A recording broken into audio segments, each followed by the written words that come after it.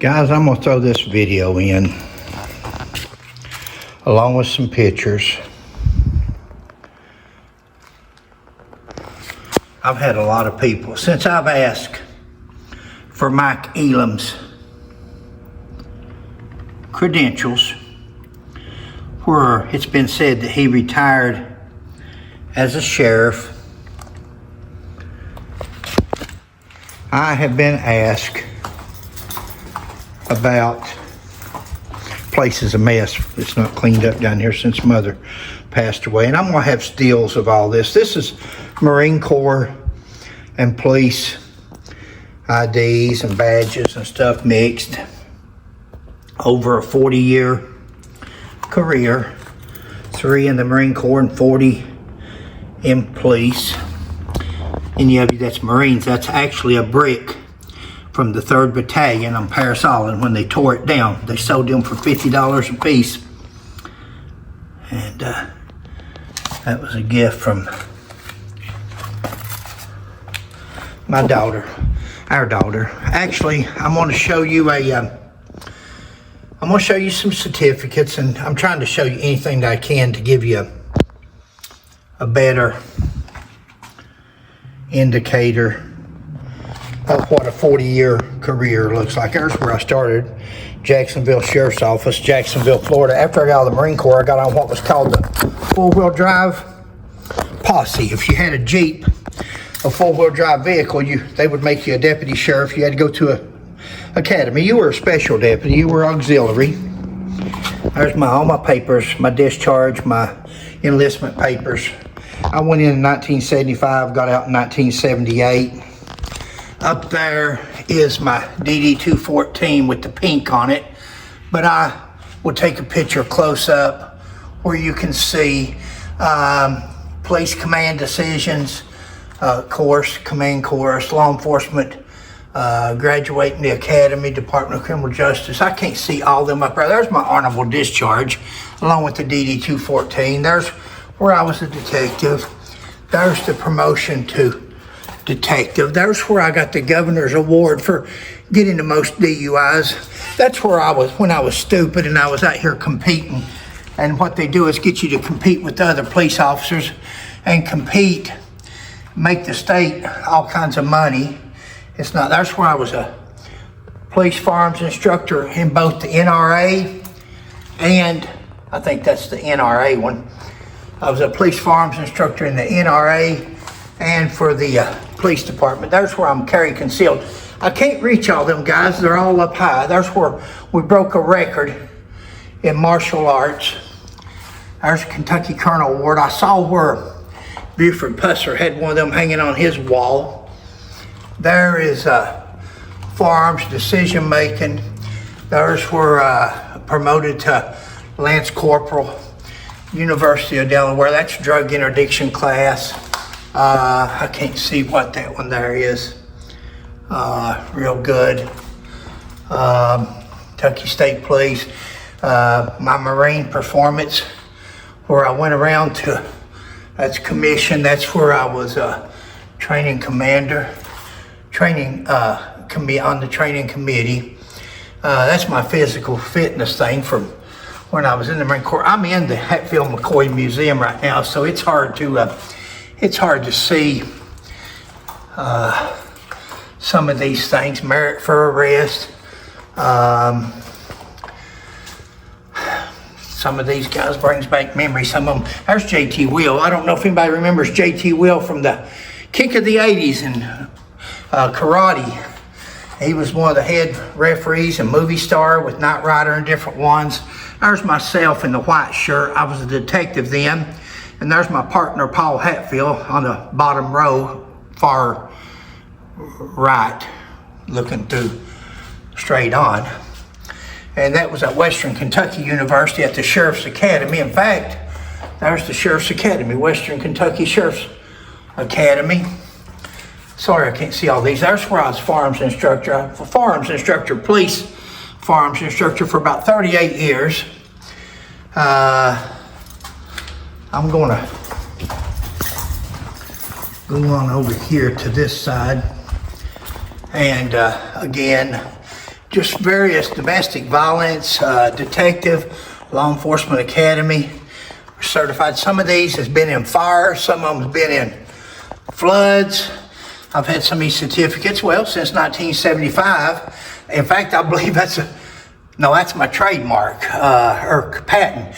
I received a patent on invented a gun safety device. There I am getting 100 mile, where I run 100 miles, getting an award from the captain of the Navy base on the other side, who's who in martial arts. Commission, Professional Karate Association. I was a referee and a judge, all that certified when they had the PKA going on, Professional Karate Association. I'm a certified firefighter. I was also the fire chief in Houstonville, along with being the police chief for years. And that's basically, I'm not going to show the museum. The family, since mother died, the family, well, I'll go ahead. And this side here is the Hubert Bay McCoy side. Again, this place is a mess because there's my casket. But the family has decided, mother gave ours years ago. It's like that story in the Bible, takes all of his stuff and leaves, and that's pretty much what Sheila and I did. There's my mother, who was behind. That's my father, and that's my grandma. There's the Hatfield McCoy family. I'm half Hatfield. My great-grandmother was a Hatfield. My great-grandfather was a McCoy. This here is talk about history. Google Mark Putnam. Mark Putnam, one of the pictures is falling over there, but there's a book I wrote years ago. Pretty much come true. There's 2 books I wrote on corruption. Some people says you back a corrupt sheriff, talking about Buford Pusser. If I thought he was corrupt, I sure wouldn't be backing him, because it cost me my job years ago in turning in a corrupt sheriff in Pike County. And in the meantime, somebody notified us about where our sheriff was, who he was dealing with. We notified the FBI, and that's Google, 4 Kentucky sheriffs arrested. And you'll see that's one of we were responsible for that, giving the information to the FBI. There's my career. She'll probably post a picture of that at the end. But anyway, the family, since mother died, they have decided to sell the museum. Again, Sheila and I, we live upstairs at the museum for free to keep an eye on the museum for the family. The museum is pretty much theirs, and the grandchildren. There's the bed that was on American Pickers years ago with Mike and Frank. That's Devil Anse Hatfield's bed. And it just goes on and on. So, but again, we live upstairs, and we live up there free in order to keep an eye on the museum. Here's the books that Sheila and I have written over the years, between Popcorn Sutton, Hubert Bay McCoy, Jimmy Wolford. There's the only book that's ever been written by the first and only by Hatfield and McCoy. Sheila wrote a cookbook years ago, Hatfield McCoy. My nephew was on the captain of a boat in Alaska when it went down. It was something like they made the other story right after that one on, I forget the name of it, but there's my mother living with dementia. We kept my mother for 5 years before she died. There's a firearm safety book Sheila and I wrote. There's Corruption Has No Boundaries 1 and 2, which is all about corruption. There's our big Hatfield McCoy book. That's the biggest and most informative Hatfield McCoy book ever written on the history of the Hatfield and McCoy feud. Guys, if you've got any more questions, all you got to do is ask. I was come out of the Marine Corps in 1978. I took 30-day leave at the end because college was starting. I was going to school on the GI Bill. So I started to college, and I started on the Jacksonville Sheriff's four-wheel drive division in Florida, which if you had a four-wheel drive, you go to a small academy they put on, and you could be a deputy sheriff. That was to get my foot in the door. I was 21 years old then. That's why I went in the Marine Corps, so when I come out, I could be a police officer. That was my life's ambition from kindergarten on up. And after I done that for a couple of years, I come home in 1980 to Pike County and got on as a deputy sheriff and worked there till 1989. Was a special investigator. Somewhere on one of them top shelves should be a special investigator, should be a promotion to detective. After we started working undercover drugs, myself and my partner, Paul Hatfield, also a member of the Hatfield and McCoy family from way back. And we've uncovered the fact that our sheriff was corrupt, along with the Commonwealth Attorney and several others. Some of them they convicted, some of them the Commonwealth Attorney covered for, some resigned. It was just you can Google Hatfield McCoy, Pike County Sheriff's Department, August the 7th, 1989. I'll never forget it, because that was, for a young police officer, that was a big decision to give up my job in order to do what was right and stand up. Since then, I see that corruption is everywhere. I see that corruption is in every department, in many officers, and it's just not what you grew up thinking. Law enforcement and Commonwealth attorneys and prosecutors and people, you just lose your faith. You learn that people's not what they say they are. And so I left Pike County and I come to Central Kentucky. And my brother and I used to promote full contact karate fights. We had 13 karate schools in Eastern Kentucky, Virginia, and West Virginia at one time. And there's just some of the posters. There's where we broke a world record. That was 1985. And there we are. That's me on the left, one of our instructors in the middle, the black guy, Walter Henry, and my brother on the far right. We used to promote full contact karate. We actually broke a world record in 1985 at that same fight there. We broke a world record, laying on a bed of nails and breaking 348 pounds of concrete on me with one blow of a sledgehammer. My brother did. The guy that owned that record previously was Don Willis, a karate instructor in Florida. He's on my Facebook page. I believe we're still friends today, but he weighed 150 pounds and he broke the record. He broke 300 pounds. When I broke the record, I weighed 138 pounds, I think it was. I didn't have this belly then. That's before Sheila started feeding me so good. And so I weighed 132 pounds and I broke 348 pounds of concrete, or my brother broke it on my chest and belly. Went on to become the police chief in Houstonville, Kentucky, a little small community, a little small town, population under 400 people, just a little incorporated city, one of the oldest cities in Lincoln County. And I was police chief there for 2 years, went to work for the sheriff's department for about 6 years. Best sheriff you ever worked for, most honest person you'd ever meet, level-headed, good to people, good-natured guy. He retired 6 years later. And I went to the guy that got the sheriff. I was for the other person, and I went back to the city. I went back to the Houstonville Police Department. I'm trying to look at my hats up there, because the next term I actually run for sheriff and would have gotten it if I just hadn't talked so much and told them of all the things I was going to do. Up there is the United States patent. That was in the other room. United States patent over here that I got along with my brothers and my father and Paul Hatfield, the other detective. And that's when police officers was getting shot and killed with their own guns. And you can Google that patent number if you can see it there.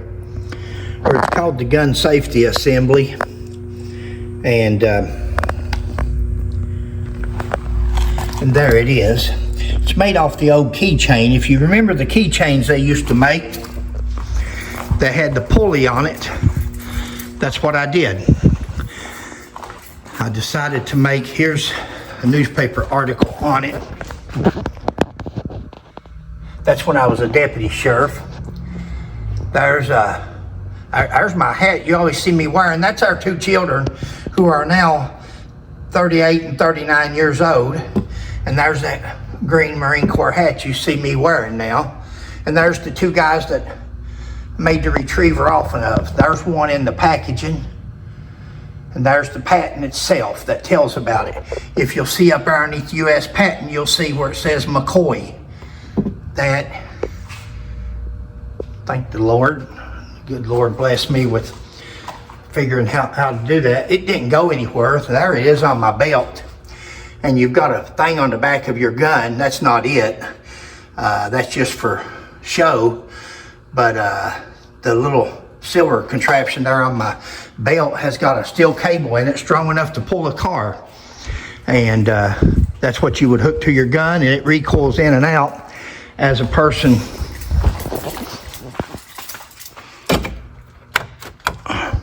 So guys, that's going to conclude this video. I don't know what else. Oh, I went to the police department and I stayed there for the next 25, 30 years. I was there 30 years in all between the two times that I worked there. And I always took care of Houstonville. We lived in that community. We lived there, and we always, even when I was a deputy sheriff, I took care of Houstonville. So, hey baby, how you doing? I'm good. Taking him out? Yeah. When you come back in, I'll be ready. Okay. And we'll finish this one up. Okay, baby. Guys, that's going to conclude this video on some of my background. Again, this place is a mess. We have been running around and traveling. The museum is not open, so we don't fool with it. But in 2018, and I went into law enforcement in 1978 when I got out of the Marine Corps. Back here is some of Sheila's paintings. Let me show you them while I'm talking. Sheila's hobby is painting. 1978, when I got into law enforcement. In 2018, I got hurt making an arrest. Had to have back surgery. And that's when I was retired. And Sheila painted all these guys. She did all of these. And so that made it 40 years of a career in law enforcement. Now again, I worked for small departments. I worked for the sheriff's department, working drugs undercover for 3 years. Really helped me with my investigative skills, what little bit I've got. And the good Lord carries the rest of it. But guys, this picture right here, we went on a cruise one time. And they had that's a picture that I took on my phone. And they had an art exhibit up, and that's the picture they had. And they were starting out, the bids were starting out $500 on it. And I took a picture of it, and I told Sheila, I said, when we get home, I want you to draw that picture for me. Well, up above it is that picture. There is Sheila's drawing from looking at that right there. You all can. And other than that, I don't know if any of you guys are fans out there of Eddie Montgomery and Troy Gentry. That's one of the last hats. It's hard to see because it's fading out, but that's one of, if not the last hat that Eddie Montgomery and Troy Gentry ever autographed together. And I just got all kinds of different exhibits. It's not only Hatfield and McCoy in here. There's a 911, just a few things that it's not only there's where Sheila played the saxophone. Sheila in high school played this, that's her saxophone from when she was in high school. She played on the Belfry High School marching band. There's just an old beer bottle from Shawshank or Shank Shaw, whatever it is. And